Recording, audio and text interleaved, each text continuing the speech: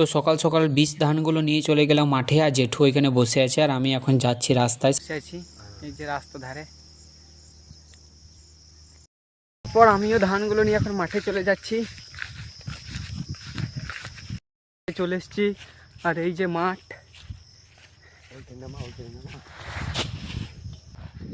দেখছো এই মাঠ গুলো ছড়াচ্ছে।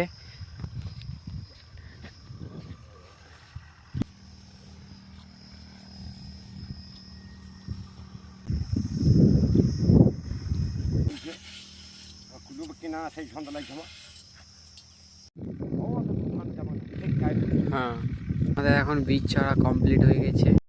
এখন আমি বস্তা ঢাকা নিয়ে বসে আছি মাঠে, কারণ হচ্ছে প্রচুর রোদ দিয়েছে আর এখনো অবধি গাড়ি আসেনি। আর সকাল থেকে বসে আছি 9টা থেকে, আর অনেকক্ষণ পর গাড়ি এসছে আর সেই এখন গাড়িতে হাল দিচ্ছে।